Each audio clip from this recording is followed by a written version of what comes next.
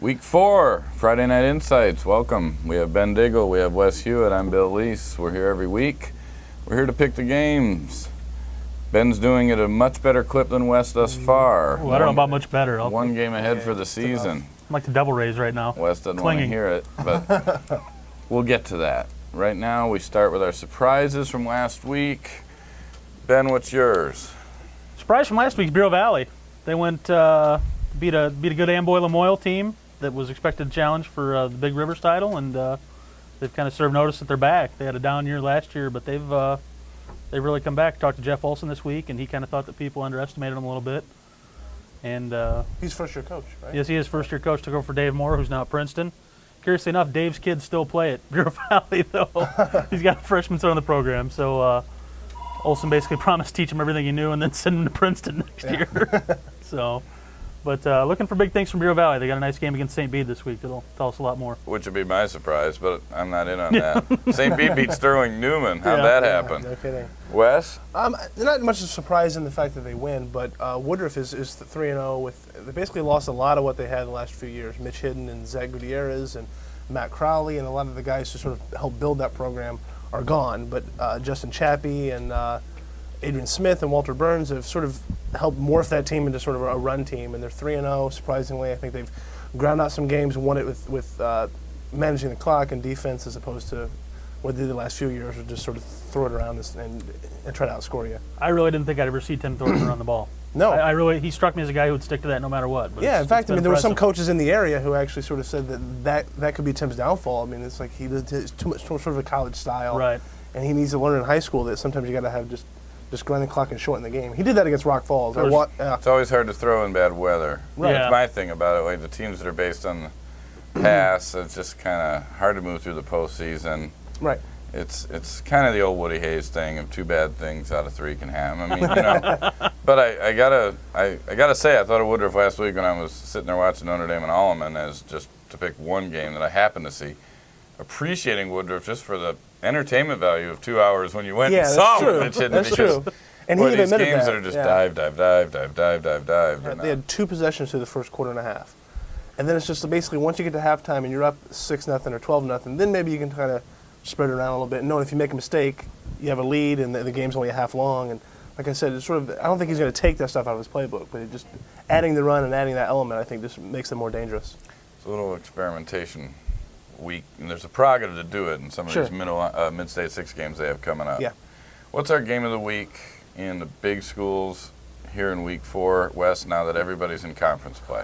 Surprisingly, I don't think I've ever think that East Peoria would be a part of a game of the week, but Van Morton meet at unbeaten. He says that lovingly. Yeah. Well, I'm a graduate. Grad. Yeah.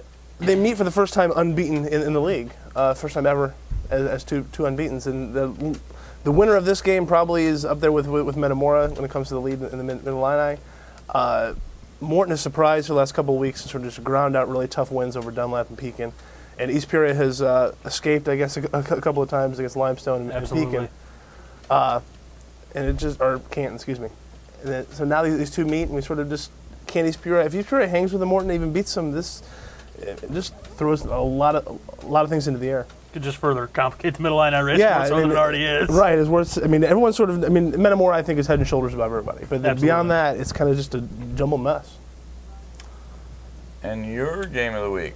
We're going to go out west to Cuba for Stark County at North Fulton. They met twice last year, once in the regular season, once in a 1A quarterfinal. Stark County won the regular season meeting 8-7. North Fulton takes the quarterfinal meeting 2013 and then loses in a semi.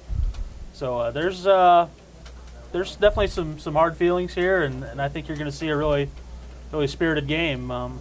Talking to both coaches, I think Stark County's just looking forward to getting back to running its regular offense after going just almost single wing last week and not being able to spread it out or anything. And I think North Fulton's looking to prove that it's kind of like Woodruff and that it's lost a lot but still able to compete. So pick it. I'm going to go with Stark County. You ought to, since last week over your game of the week too, and I said pick it, and you took the other guy. But you're half right. At the end of regulation. Half right. Listed wrong on your sheet. Stark County at North Fulton. Wes, you got to throw a pick out there. Oh. I believe you said when in doubt, just say Stark or something. Yeah, What did you say? He said when in doubt, pick Carthage. And Carthage, It was Carthage. can I pick Carthage in Can this we game? pick, yeah, Carthage. No, I'll take Stark County because, Scott Paxton. Scott I like Paxton. Scott. And It should be pointed out that Scott hates when I pick them, though. So he's sitting at home right now, with his head in his hands, going, "We're doomed." terrible effort. I'm taking Stark, even though I don't pick. I just want to say it because of, I'm still on the Dr. Cahill theme. I've got my dad's sister's family's up there in Bradford. I'm all about Stark. Okay, Mid-State 6. Here we go. Richwoods Notre Dame. We'll say first, it happens last. It's a Right. Saturday night game, if I'm not mistaken, Yes. at Peoria Stadium. What's there in the day? Relay for life? Might have been a Grade school softball track? game or something. Well, it's funny is the stadium has only had 2 games played at it, 2 varsity games through first 3 weeks, and now we're gonna have 2 in 2 days up at that stadium. So Okay, well, Richwoods Notre Dame's got to be Knights, no? yeah, it's Richwoods.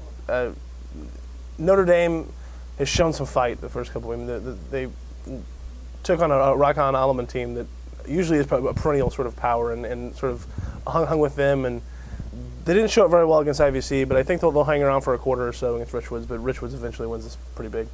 I think Richwoods grinds that fight right out of him pretty quick, actually. I don't think it'll even be a quarter's worth.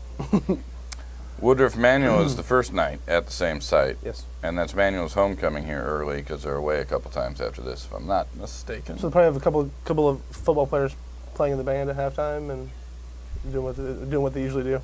What? Manual's got a score, don't they? What? 1 touchdown in 3 games. Yeah. Wow. That's insane. So Yeah, that's- Woodruff wins this one. I think Woodruff's defense has been nice, and like I said, we talked before, being able to control the clock and those type of things. I just don't think Manual has enough horses. Yeah, I agree totally. Woodruff. Central gets that trip down to QND, which is coming off a nice low-scoring win over Geneseo. Yeah, I don't think Central's quite on that same par. Not No. not to dismiss the Lions. no, but I think Central's running into a team that is really primed Yeah. to make a deep run in 4A. Yeah. And this is not going to be pretty. a lot of people up north were talking after Driscoll lost to Wheaton St. Francis last week about how dare they fall in the poll, but I don't think people realize the quality teams that are down here in Bloomington Central Catholic and Quincy Notre Dame. Right. I mean, there's 2 teams that could really challenge Driscoll. I respect you guys saying that, but I reserve judgment. I'm not sure a home win over Geneseo is that big a deal for them right now. I mean, we'll see. I think Richwoods. Well, it's a game that when they haven't Richwoods won beats too. QND 2 touchdowns, maybe 3 touchdowns, we'll have our class at a Mid-State. Yeah, but we're 6. talking 6A against That the is 4A 6 team. to 4. That is 6 that's- to 4. We got to roll through the Middle Line. Pekin and Metamora is not much of a mystery, is it? No offense to Pekin, I say that every time I say Metamora. Right, Metamora big.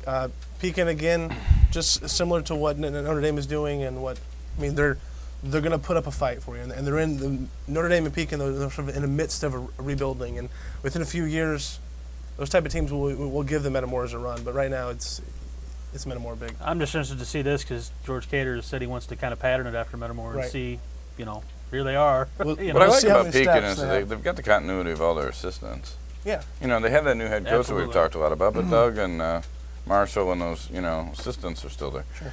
Washington Dunlap's a nice game.